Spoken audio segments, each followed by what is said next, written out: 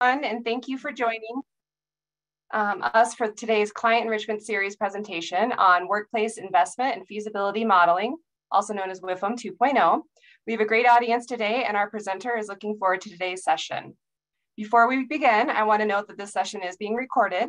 If you do not wish to continue in this session because it is being recorded, we completely understand. We are recording this session in order to post it online to our video library for anytime viewing by PBS customers. You will find archived recordings of more than 40 previous client enrichment series on topics ranging from RWAs to leasing to space utilization on our YouTube channel. We will provide the link in the chat and at the end of this slide deck. My name is Jennifer Feliciano, and I'm a National Client Analyst in the Office of Portfolio Management and Customer Engagement. Most importantly, I'm your host for today's edition of the Client Enrichment Series. We have our subject matter expert, Ryan Dorfler, with us today. Ryan resides in the PBS Office of Chief Architect's Center for Workplace Strategy. You can see Ryan on your screen, and I'd like to take a moment to introduce him. Ryan Dorfler is a senior workplace strategist assisting federal agencies in identifying workplace arrangements that support employee work practices in order to help agencies achieve their business goals. Past client agencies include the Federal Aviation Administration, the Department of Health and Human Services, and the Department of Homeland Security. Ryan also teaches a workplace strategy class called Leading Workplace Engagements. He develops tools and publications that GSA employees and other federal agencies can use to further federal workplace programs. And his most recent tool is this WIFM 2.0 that he'll be sharing with you today. Over the next hour, Ryan will demonstrate the tool. He'll describe the underlying calculation methodology and share how you can get a copy of the tool and customize it to meet your agency's space management practices. Before I turn the presentation over to Ryan, I'd like to share a few housekeeping instructions. First of all, we do offer closed captioning services with this presentation. Just click on the link in the chat box and open a new window with captions. We have automatically muted your audio to help us control the sound quality of the presentation. And as you can tell, we are using Zoom for Government platform today. The platform allows you to customize your viewing experience by maximizing or minimizing the presentation area, as well as the various pods.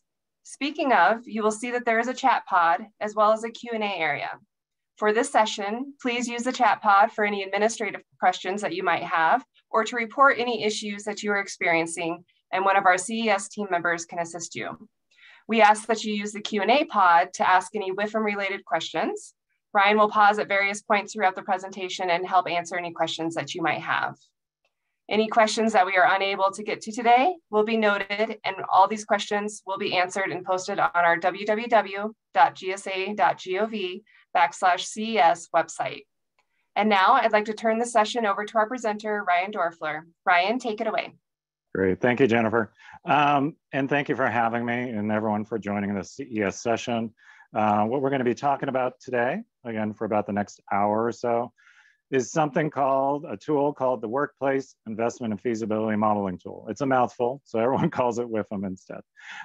This is the second version of WIFM. And what I'm going to do is I'm going to talk about, describe the changes from the first version, talk about the underlying logic, if you will, of the tool, and then spend the balance of the time demonstrating the tool. I do encourage you to put any questions you have about the tool, how things are calculated, how does it work, all that kind of stuff, again, in the Q&A pod, and I'll be periodically checking with Jennifer to see what questions are there as well. And you may see me go look up here, up above. I do have another monitor up above this one right here, and that's where I'll be able to see your Q&A questions as well. All right, with that, let's go ahead and get started. So WIFM is an Excel tool. I mean, all it is an Excel workbook. But the value in the tool isn't the Excel workbook itself, it's the logic behind it and some of the other features what I'm going to highlight. WIFM is intended to help your agency really explore different future workplace strategies and see the implications of those. In this instance, by adjusting the different degrees of telework that overall your organization's employees may pursue.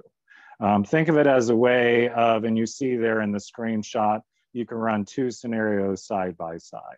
So for instance, if you just wanted to see what your footprint could be given your current distribution of telework levels and maybe a different distribution of telework levels, you can see, compare there, for instance, the usable square feet per person, the overall size, the distribution of spaces, and the seats that would be, we project would be needed in that office space.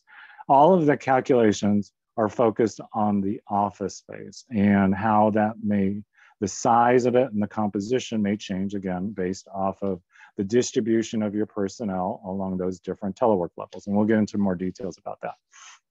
What the tool is also built for is, as the other tools that we released, it's built for customization, which means when you get your copy of the tool, and at the end of the session, I'll let you know how you can do it. There's certain aspects that you can do a do-it-yourself customization feature. You can go on their own, and for instance, you can change which workstation sizes, the mins and the max, if you will, that the scenarios should take into account. It's also built for even deeper customization. So for instance, if you have an agency space policy that you want to make sure is accurately reflected and taken into account in WIFM's calculations, all you got to do is let me know. And again, I'll let you know how to do that at the end of the session. And we can have a conversation with your agency representatives and how we can make WIFM work better for you.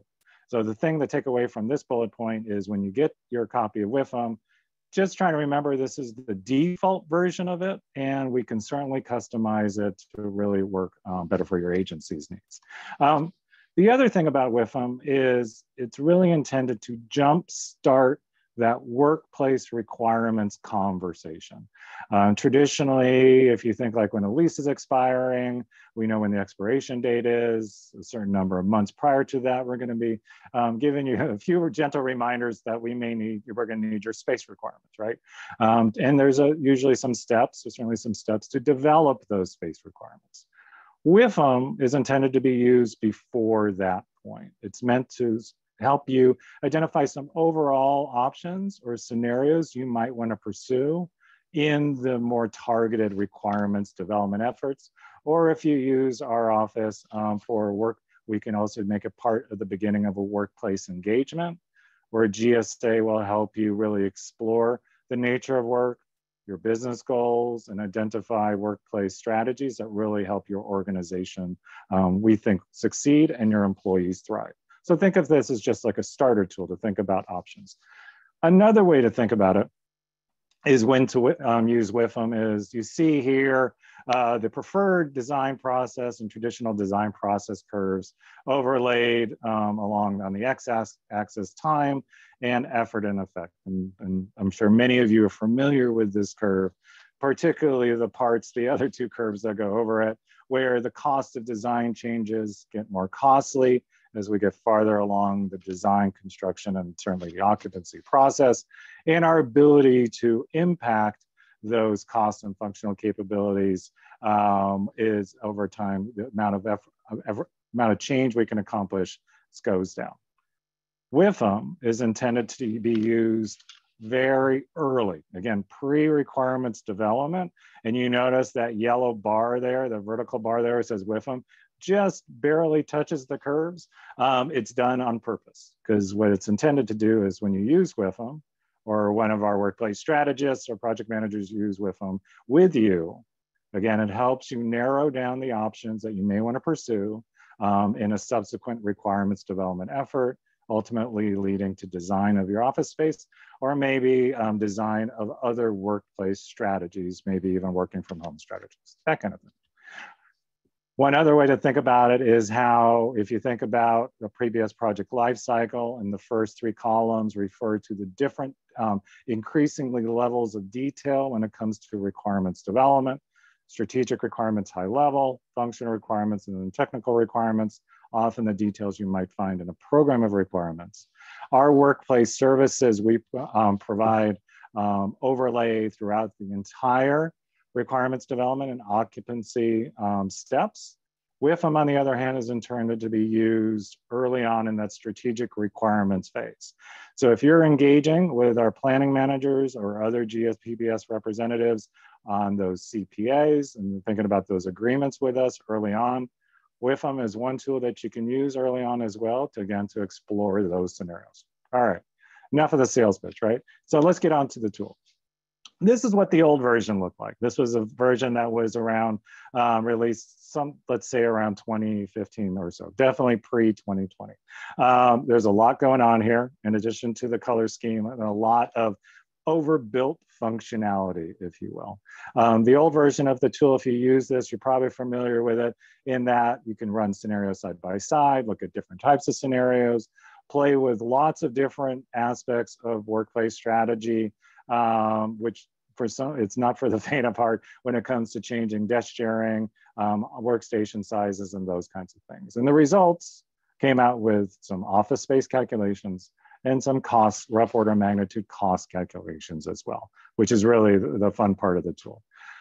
What WIFM 2.0 is it keeps the same overall functionality, but greatly simplifies what's required to use it. So when you first open the screen or open the tool, you don't see this, which can be a little intimidating even after doing some training. So what we did is after the pandemic, or when we started to come back to the office and we thought about how the nature of work is changing and hybrid work and all that kind of stuff, is we took a step back. I took a step back as far as the development of WIFM and essentially started from scratch. Still the same goals, still giving you a do-it-yourself tool to explore some basic scenarios, to jumpstart requirements development, but in a very different way. And hopefully you find it as easier to use as I do and some of my peers as well. The first step in that process of the redesign was making sure we consider what we call the hybrid continuum. Old WIFM, what it had was we considered office-based workers where they're in the office pretty much all the time. Maybe they work from home 1 day a week. And then I also took into account remote work as far as they're hardly ever in the office. What it didn't take into account adequately is the different degrees of telework that happen in between. And this approach we're using because we think it connects really well as far as your HR offices when they're looking at telework. And so you have different degrees of telework, different degrees of mobility to go along with that, but also with each of these levels in the hybrid continuum, there's also different ways of working. The remote worker, when they're coming into the office, if they have to come into the office, is going there for probably a very different set of reasons than, let's say, the office-based worker. To help elaborate on that, let's say the office-based worker, they're going in, all of their work is being accomplished in the office for the most part. When they're teleworking is more of a benefit to them, but not really a space-saving strategy. Again, these are the employees that happen to be working from home, let's say just less than 1 day a week, right? So every Friday, or even less than that, or maybe 1 day every pay period. You're not gonna be able to do any desk sharing with office-based teleworkers. It's just too hard unless you have a really large population involved. As a result of them being, these individuals being in the office, accomplishing all their work, comparatively speaking to remote workers and working your way through the hybrid continuum, these workers will more likely have the larger sized workstations. Now you noticed I'm not giving a size. I'm not saying it's 8 by 8s or 6 by 8s. What I'm saying about it's 6 by 8 feet or 48 net square feet. What I'm saying is comparatively speaking, if you have different workstation or private office sizes, the office-based employees will more likely get the larger size. For many organizations, it may be just one size for everybody. Thankfully, WIFM takes that aspect into account where you can customize those sizes. You're not bounded or stuck with the sizes that Ryan came up with when he built the tool.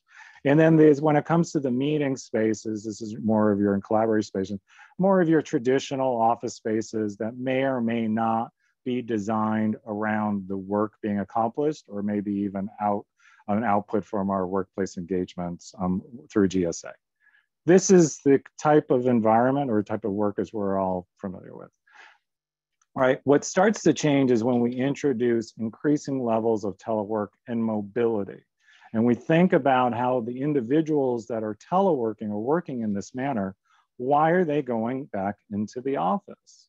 I mean, when they're with increased telework, they no longer have to do all of their work in the back of the office. And so very likely they may be doing their heads down work at home where they can focus and not be distracted and do their in-office activities. It would be more meetings or collaboration areas and those kinds of things. Now, certainly when they're going in the office, they need a place to touch down and sync up their laptops or do whatever, do some heads down work. But if you think about it on a very high level, which is what WIFM does, is look at a high level, is if employees had their choice or staff had their choice, very likely they would be doing more heads down work or try to away from the office, away from distractions. It's when we get to this level of telework where space savings is something that's possible. Limited, of course, by the amount of telework that's being accomplished and to what extent the number of individuals that are participating in this telework program. But it is a possibility. And what we can see is if for organizations with a wide variety size of workstations, larger, mediums, and smaller ones, those that are teleworking and coming into the office less often, smaller workstations or offices may be right for them and given the amount of work that's for them. And what we also start to see is that the meeting spaces, if you think about the nature of the work and design the space based off of that, the meeting spaces begin to change. The composition begins to change. It's not just 2 of these, 5 of that, and 4 of those, but it becomes more focused on the nature of the collaboration that's happening. Now, this is when things start to shift. Really, when the fun starts to happen is when you have a group of individuals who spend the majority of their time during the week working from home and begin to identify their home office as their primary office. Now, I'm one of more of the remote worker side of things. I work from home full time. But when I do go into the office, it's for a specific purpose. I can imagine those that do frequent telework, they're maybe thinking, it's like, why am I going into the office? Why do I need to, go to the dry cleaners? Commuting might be a big issue, parking, all those types of things. And on an individual basis, that individual may be doing the cost benefit analysis. In those organizations that allow those employees to really choose where they work, it's important to understand the cost benefit analysis that those individuals are thinking about, because that influences the demand for the office space. How often are they going in there? What also factors into is, part of it is if they're going in less often, certainly with this telework levels, you can start to see in the calculation significant space reduction from desk sharing. Also space reduction associated as workstations and office sizes shrink, because the reason why they're going in there might change, where they're going in there more often to collaborate with their peers or for a meeting and less for accomplishing heads down work. So this isn't like exactly right in every situation, but this is meant to give you an idea of how, depending on the degrees of telework, a given individuals or group of employees, the way that they work and the preferences for coming into the office, if they have a choice, will change over time. Now, I mentioned earlier that I'm a remote worker. I work from home full-time in Seattle, and right now I'm in my garage, which is thankfully hidden by this GSA virtual background that we have going on right now. But when I do go into the office, it's for a very specific purpose. I mean, I'm going into the office for a meeting, for a project, to meet with some individuals, or maybe because I've been working from home so much, to interact with other people in person, my coworkers, and to build some camaraderie there. This is where organizations can achieve the biggest reductions, certainly from desk sharing, as well as from reducing the workstations. This is where, for those organizations which have a variety of sizes, the smallest ones will be for those remote workers, because all they're doing is touching down and doing whatever work happens to be. And meeting spaces really becomes more focused on the activities of why those individuals are coming in. All right.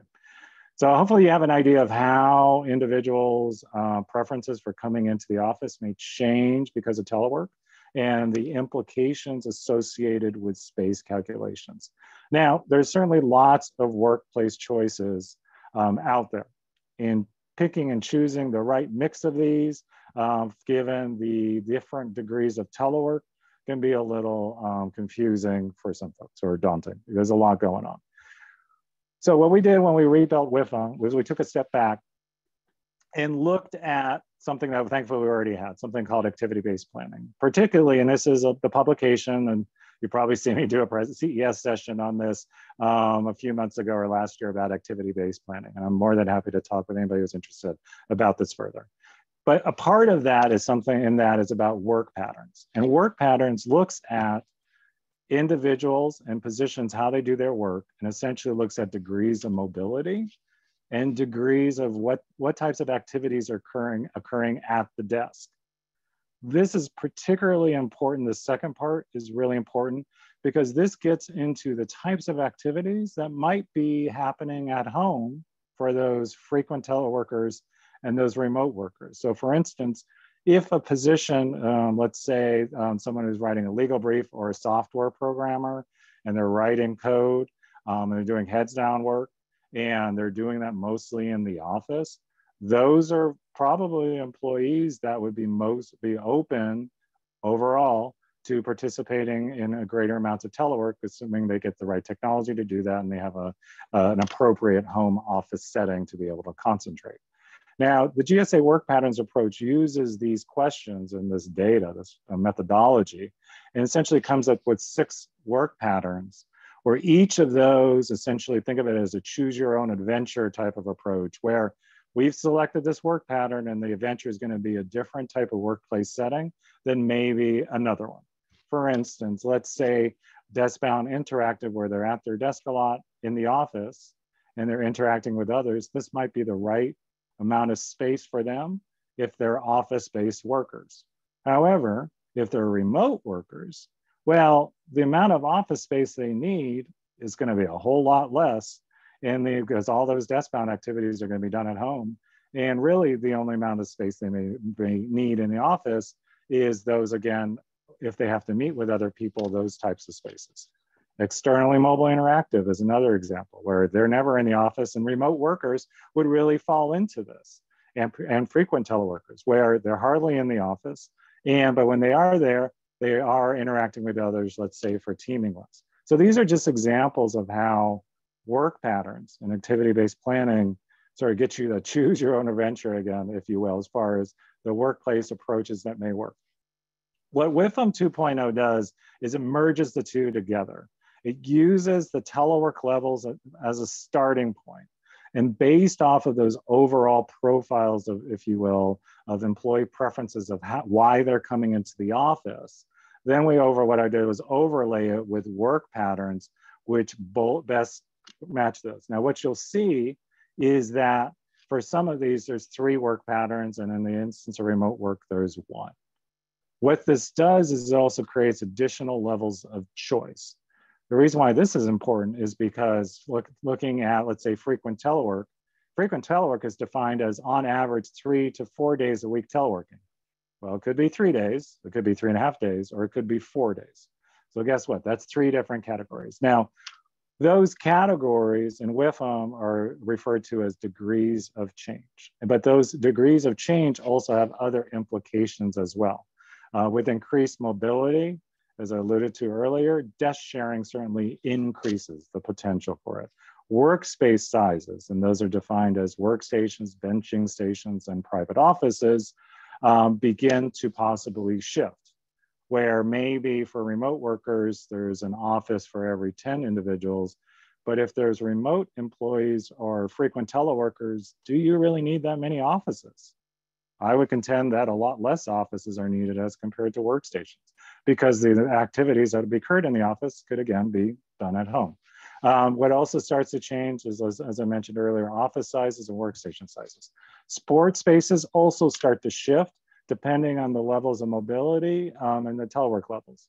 More collaboration spaces and overall less individual workspaces because desk sharing is introduced and there's less workstations. Greater emphasis on teaming spaces, particularly for those frequent teleworkers.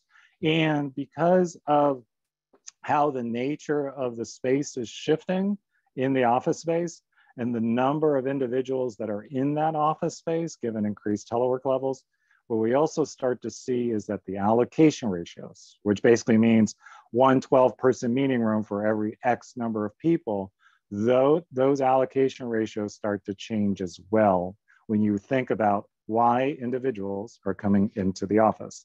So thankfully, a lot of that logic is built into WIFM. And when we get to the demo part in a few minutes, you'll see how that works. Using the different degrees of change or different levels of mobility within each of these different telework levels in the hybrid continuum, we have a framework, a logic, if you will, for WIFM to do its calculations. So for each of these, to give you an idea, is let's focus on time spent in the office versus remote. Pretty straightforward. Office-based employees on one end of the spectrum, they're in the office all the time and none of them teleworks. On the other end of the spectrum, you may have someone as a remote employee who goes into the office maybe like for a few hours each pay period.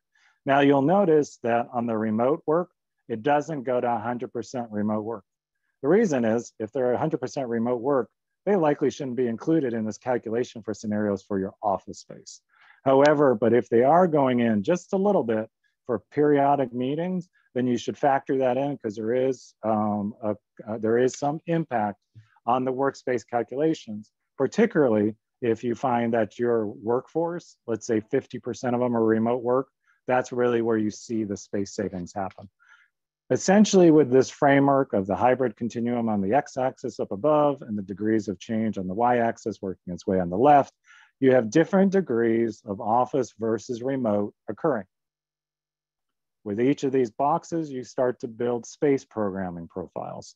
Let's say individual workspace allocations. Let's say 90% workstations and 10% offices. On the other end of the spectrum, maybe 100% workstations and no office for those remote workers, and everything in between for each of those profiles. Now, what you'll notice on the top right of the title is an asterisk.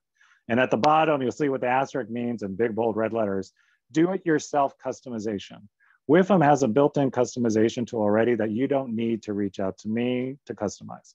What you can do is specify using a single number, basically what that starting allocation ratio is going to be for individual workspaces. So let's say in the top left, you want for office space, low degree of change, the most conservative calculation. Let's say you want it to be 50% offices and 50% workstations. You can change that. And what WIFM will do, will automatically calculate everything else that you see here on the screen. Desk sharing ratios also start to, of course, change because of increased telework changes, ranging from 1 to 20 people sharing a workstation and working their way through. Now, the desk sharing ratios are based off of a straight up calculation based off of the amount of time that individual's in the office, plus a few assumptions. This is one of those things that we can customize for you. However, this would require you reaching out to us and we would do a one-on-one session and really talk about what your needs are in this particular setting. Individual workspace sizes is another do-it-yourself customization tool. Right now, the default levels are 8x8 workstations and 10x15 offices. If that's not your cup of tea, you can certainly make it a different workstation or office sizes, but it does the same approach. Create the boundaries, the max and the mins, and then WIFM will automatically calculate everything in between. Whole lot easier than trying to plug each of those numbers over and over again. If you don't like the calculation methodology, again, I can work with your agency and we can customize and create your own variation or customized version of WIFM 2.0 for you. So this framework, we use exactly the same approach when it comes to support spaces, okay? All right, there's a lot going on. And so probably the best thing at this point is to go ahead and switch it. I'm gonna go ahead and switch it over to the screen right there. I'm gonna ask Jennifer real quick if you can see WIFM and if there's any questions out there. So I see the tool and we have no questions at this time. All right, we're gonna keep going. I'm sure many folks out there are like me where it's like, okay, I just wanna get a copy of the tool and then I'll ask questions after. I am most definitely like that. So what you'll see is I've already pre-populated some stuff in here. What'll happen is when you first open up WIFM, you'll encounter this friendly reminder of the limitations of WIFM. And I'll let you read it on your own leisure. Basically, it says it's not the perfect tool and there is some limitations associated. Once you click Start Now, and forgive me, I'm going to be looking at the screen when I do this, it's going to look like this, right? It's going to be blank. It needs some information to get started. I'm going to do a few Control-Z's to reload it in. You'll see the graphs start to appear as you put in information. So in this instance, I put in a low degree of workplace change. I want to see the most conservative models associated with this distribution of a workforce. You can put in any distribution here. It could be 100 for the first one and zeros all the way down, long as it adds up to 0 or 100%. If it doesn't add up to 100%, then you get a nice little reminder saying it's over 100%. So in this instance, let's say I'm actually going to make this a bit more conservative. And let's say we'll do this 30, 0, and 0. Okay. Let's say this might be the current state for an organization, and they're curious to see how far they can take it. So they want to do the most aggressive change. So for each of these categories, and you'll see nice little pop-ups describing it more, it will be the smallest workstation, the smallest office, the most aggressive allocation ratios, and the most aggressive desk sharing. So let's say you want to see what that model looks like. And what you want to do is like, okay, I'm going to shift, see what happens when I shift my organization in the future because our mission is changing, or I just want to see what the math looks like, okay? So let's say this is 40%. We're going to make this 20%. We're at 60, do 20 and 20. Let's see where we're at. Green bars appear. That means it adds up to 100. And what you'll see is 4 charts guiding you on this scenario is like. First one, the total usable area, which includes circulation, shows you the relative overall calculations between scenario 1 and scenario 2. If you want to know some basic things about the chart, there's these pop-up things right here, right? Usable square feet per person. Now, this one is calculated as an all-in, meaning the total usable area divided by the total head count that you put in that projected head count on the far left. However, it does 2 calculations, one with remote employees, which is everybody in the scenario, and one calculation without remote employees. Some agencies may be like, well, we're doing a space policy, but we don't want to include the remote employees because they're only in the office like 0.5 days per week. Let's see what the calculations are. So now you get to see it both ways, with remote employees and without remote employees in the calculation. Overall distribution of space down below on the bottom left chart is just that. Relatively speaking, the percent distribution of workstations, offices, meeting and collaboration areas, and other miscellaneous spaces. This is represented as a percentage of the net area. So it excludes circulation. I did that for 2 reasons.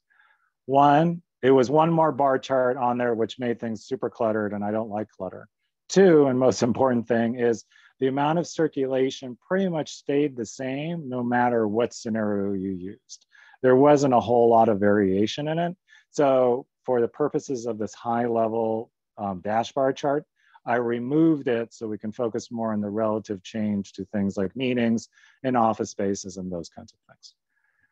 The chart on the bottom right refers to the overall distribution of seats, chairs. So for workstations, one of those, offices, one of those. We don't have any 2-person offices in here, but it also includes the meeting room. So 4-person meeting rooms has 4 chairs, 8-person meeting rooms has 8 chairs, and so on and so forth. And so what it shows is the rough distribution of those. What you'll find is, you'll notice that yes, it does exceed the total head count, because I don't think there's any perfect way to get it to 200 seats and 200 people unless you have a really good reservation system and people really following it all the time. But what it does show you is how the number of seats begin to shrink with increased telework, because you have more aggressive desk sharing, you have a different distribution of support spaces, all that kinds of stuff.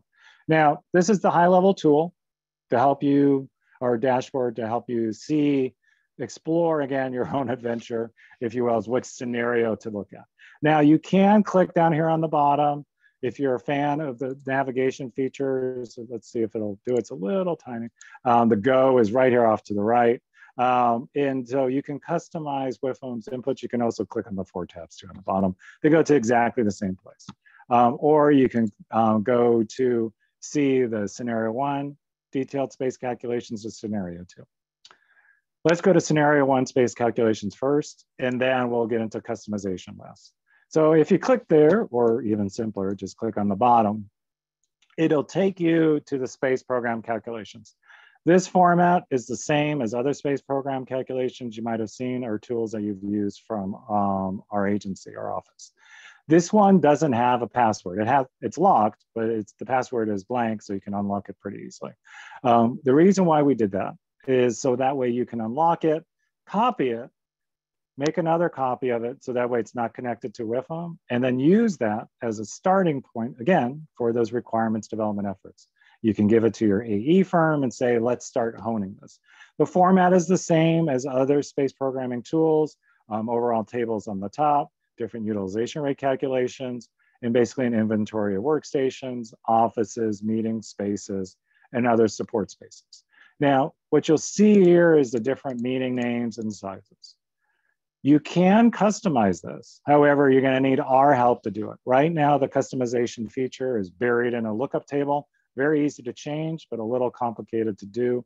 So if you do want to change the titles and you do want to change the sizes, so you have your own variation of it, just reach out to me and we can very easily do that on a webinar. The ones you can change, however, are the sizes, the mins and the max of the different sizes. And what we're going to do is we're going to go ahead and show that. The customization, the do-it-yourself customization in here basically just has 5 elements. One of them is, what's the smallest workstation size you want to include in this scenario? These would be given to the remote workers and basically be on your minimum boundary. What is the largest workstation size you want to consider? Let's say we change this to 48. This would be given to the remote workers, and then it would be distributed differently, basically scaled in between this min and max. Same thing for office sizes. Let's say you have larger offices you want to consider. And let's say you wanted percent of individual workspaces to be office for the office-bound employees. Let's say this is more like 30, okay? What you'll see is the calculations change and shift using those as a guide, and then the rest of the calculations follow after them. So those are that's the customization feature. Now, like I mentioned before, we can customize more. I'm gonna go ahead and unhide it. You will be able to see all the background calculations, but you won't be able to change it. But when you do, if you look at the master lookup table where there's a lot going on, as you scroll through it, you'll see text and titles and ratios in blue. These are the ones that I can customize for you with a one-on-one session. All right, so that's it for the demo. It's pretty short, recognizing that you'll probably want to play with it and give me a holler afterwards. Is there any questions out there from anyone while I'm here in the tool before I wrap things up? Hi, Ryan. Yes, we do have a question here from Ron. He asked, you mentioned saving a copy so it's not tied to WIFM. Do you mean just copy the spreadsheet or create a copy of the whole workbook? Just copy the spreadsheet. So let me go. I'm not going to try and do it right now because guaranteed I'm going to do it wrong. But if you run into trouble doing it, just let me know. But what you can do is you can review, and it's already unprotected, and just basically just do the straight, Control C, open up a new worksheet and copy it in there.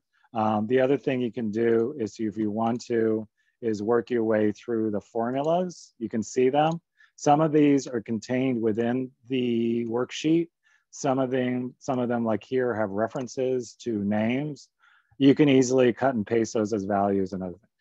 Essentially, if anybody runs into trouble doing that, just let me know and I'd be happy to be I am tech support for WIFM, so just let me know. All right. All right, perfect. Thank you, Ryan. Yeah, any other questions out there? All right. Oh, I think, was there one? We do have one more. It came over on the other side. Is there a way to calculate minimum total space required based on level of remote work? Yeah, so the minimum, so let's go ahead. So let's just do, if you just did a remote work. So this is the employees, and you know, it's a problem. This is a rare instance where the labeling gets really super squished over here. And I haven't quite figured out a way to fix that yet. But let's say, just to make the bar chart a little bit bigger so we can see the labeling. Let's say the majority, it's a little better. The majority of your staff is remote workers. However, you do want them to come into the office periodically. right? Now, again, if it's 100% remote, like me, I'm a percent 100 remote from home, no one should be counting me in their WIFM calculations because I'm not really using anybody's space or going to anybody's office on a periodic basis. However, if they were coming in, let's say half a day pay period for a meeting, then you can do this, and this is the amount of space that you'll see. Now, it's really small, right? So it's a lot smaller than the other scenario. If you're curious about the distribution of that, again, you can just go straight to the detailed sheet and you start to see how things pan out as far as the distribution of spaces. Again, it's really small for a 200-person organization because you have so many employees working from home and coming into the office for just a little bit of time. What I would say is as you try this out and you're like, what's Ryan thinking with these ratios or these calculations don't look right, give me a holler. And I'll let you know how to do that once we're done with the questions in this demo part. Any other questions? Yeah, we have two more. Okay. So let's see. Does the model offer the option to take into account groupings of people, for example, admin, law enforcement, intel, et cetera, into the workplace pattern calculations? So what you would need to do is you need to run each group independently. This is intended to be a very high level scenario planning tool, but it's a great idea and I love it. So what I would say is after you look at this, email me and then let's maybe explore some options. With increased functionality, also comes increased complexity when as far as putting in new things, as far as things to select, if you will. And that requires a little bit of adjustment on the user interface and the logic, that kind of thing. But yeah, it's something, it's a great idea.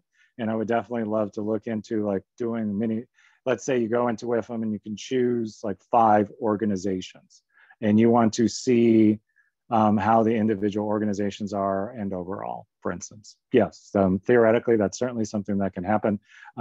Just WIFM isn't built to do that just yet. Okay, great. And then I think that's it, except for the fact, what is your contact information for any questions and to get a copy of it? I'm saving the best one for last. So to get a copy and to let me know as tech support if you need any help with the tool, just send an email to me and my colleagues at workplace@gsa.gov. Pretty easy to remember, I hope, all right? What you'll do is you'll get your copy of the tool and you'll get a copy of this presentation as well, just because. And once you had a chance to play with it, let me know. I'd love to get your feedback. It's great, it's lousy, can it do this? Why can't it do that? Any and all feedback is always welcome. Once you get your copy, try and customize it, right? Customize it using the do-it-yourself customization feature or reach out to me for some deeper customization in the tool. There will be future versions. One thing you noticed is that in the early version of WIFM, like the pre-WIFM Classic, if you will, pre-2020, it had a cost estimating component to it. It was super fantastic, but it also got some people thinking that it was a lot more definitive than it actually was. So I had to remove it from this version of WIFM, but the plans are certainly to add it back in, but in a different way, so there's no confusion on the level of accuracy, if you will, or inaccuracy that's being generated by the cost estimating. There's other things that I want to add in there as well. One of my dreams, and we're going to be working on this over the fall, is see if there's a way of adding a sustainability calculator, like carbon footprint associated or avoidance associated with telework and workplace change. If it's math, I would definitely want to look into putting it into WIFM. So think of this as 2.0, the base model, with additional 2.1, 2.2 versions coming out over the coming months. By emailing me, you'll get automatically added to the distribution list of future versions. Once the final version is done with all those added on features, then I'm sure Jennifer and Andrea would be happy for me to come back. I'm really trying to beat the record of number of times as a CES presenter and come back. I'll do another presentation and then we'll make it available to download. But right now, putting it up, download on the website, we're gonna run into some version control issues. So that's why we're kind of low taking it on a as a requested basis. So again, workplace@gsa.gov to get your copy, or if you run into any trouble using the tool. Perfect. Yeah, thanks, Ryan. And we do have two quick questions that came in since we have a few moments. Yeah. This is about the features of the tool. Yes. Does the tool provide ROM cost calculations? Not yet. That's the part that was out of it. If you forgive me, I'm going to go ahead and scroll all the way back. Everyone prepare yourself. There's a lot going on in this slide, but I went to the wrong screen, sorry. Shoot, sorry, we'll keep it like this. I'm having some troubles navigating multiple monitors. Jennifer, can you see this okay? Yes, I can see it. Okay, so the old version, to zoom in, did have ROM costs as we scroll down over here. And you'll see there was different ROM costs associated with tenant improvements, furniture, equipment, and that kind of thing. This was the part that was taken out and will be put back in. So you can expect to see that one in a future version. So great, thank you. And then the last feature, will this assist in developing a delineated area? No, it won't right now. It's an intriguing thing to add on to it. Certainly email me if you got some ideas. I'd definitely be interested in how much does the tool cost? It's free. I mean, you can't get any better than that. You just get you send me an email, you get a copy of it, you can customize it, and we can customize it for you as well. The customization, it kind of depends how much you want to customize it, if that's free or not, but like the basic level customization of going into the tool, as I go back to the demo, of going into this, like this lookup table, for instance, and changing all these really tiny blue gray numbers and titles, that doesn't cost anything. And that's really easy to do. So, and I think that's it.